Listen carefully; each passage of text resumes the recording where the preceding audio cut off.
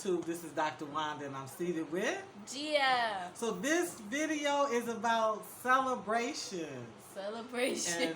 And small accomplishments and what else, Gia?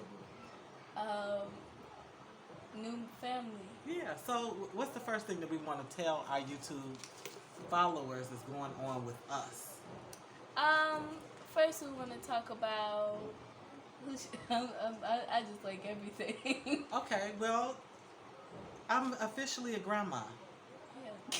And I'm officially an auntie. So my son, my eldest, who lives in California with his wife, is we was expecting a baby, and we have a new baby girl. And what is her name?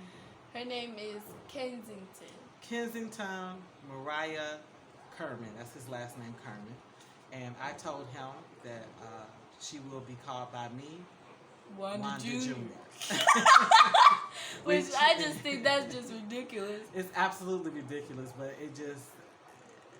it wouldn't be me if I didn't mess with him. So we're very excited about this new baby. It's my first time being official grandma. I've had gift babies and namesakes and that kind of thing.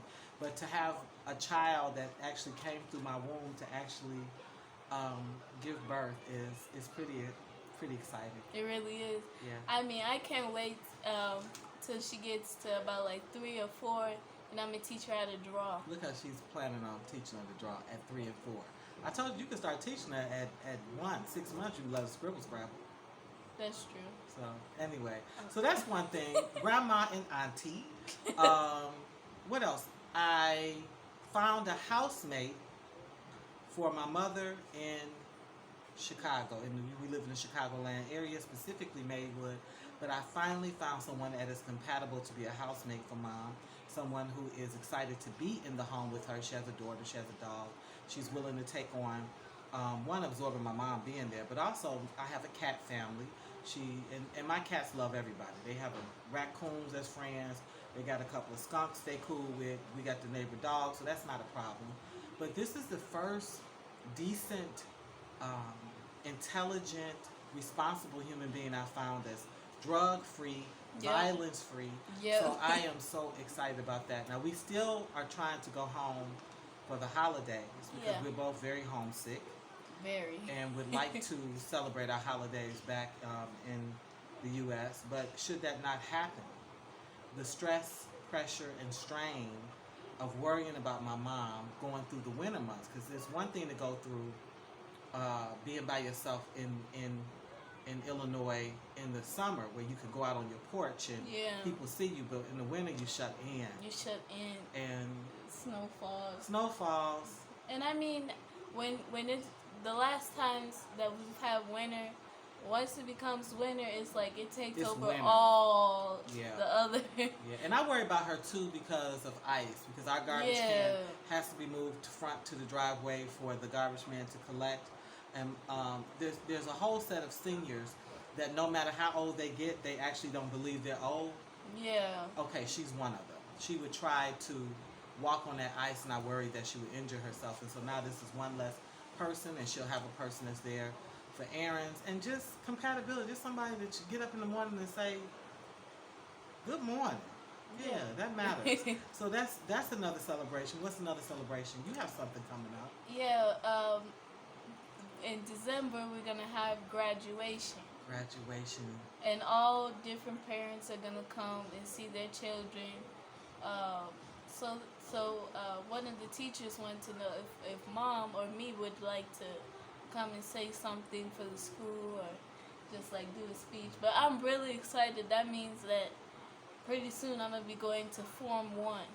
So, and this for me, it means that my daughter has accomplished being a student in an African school for one entire year, and this has not been by any means an easy feat, but it has definitely been worth it and enriching. So yeah, that's nice. Graduation, huh? Yeah. Form 1. You're a little nervous about Form 1. I am a little nervous Why? about Form 1 because I'm gonna be leaving all the teachers that I'm comfortable with.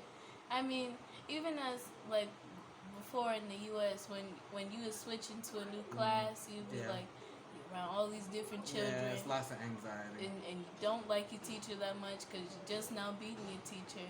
And I mean, sometimes you just don't feel comfortable. Yeah. And Well, then you get to warm up. well, I agree. And I've had students who left me and came back to me to visit. And I'm like, no, you just graduated. Allow yourself to experience this other teacher and their perspective and their teaching style and all that. And they're just like, no, I miss you. It's like, so it's love. I was like that with Miss Magnus. Yeah, you was. Yeah, I would go back to her class. Yeah. Okay. What else? Let's see. I finally got a letter of appreciation from the village of Lilonia. Lilonia. And that took me exactly 19 months, over a year to get this letter. And I pushed. I finally went over my husband's head and got word to my niece to go out there to talk to the chief, the assemblyman, and to the headmaster of the school, because I just done such intensive work there that I said, I don't want anything. I don't want to be Queen Mother, or you don't have to have a parade for me or anything. But I do want a letter of appreciation to put it as part of sort of my portfolio of my work, but also because it's just beautiful. It's just the least that you can do is to give somebody an artifact that says thank you. So I finally got that letter.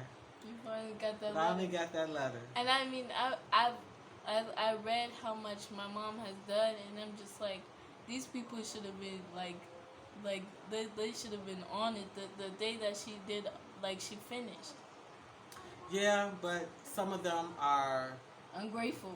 Well, I think there's a layer that they just sort of began to assume, but I think there's a fair amount of unschooled and unlearned, and then I feel like it was partially mismanaged. Like, my husband is efficient at a lot of things, and one of the tools that he likes to use a lot is delegating.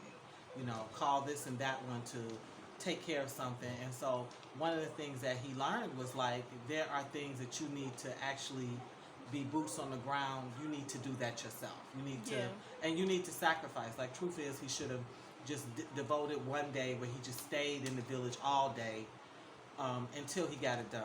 But no, I went over. I was getting that letter, so I got it.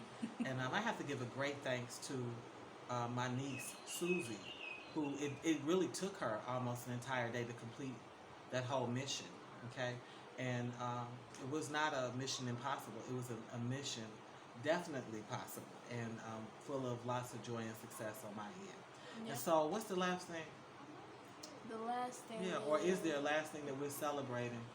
Because we have a lot to celebrate, ain't tea?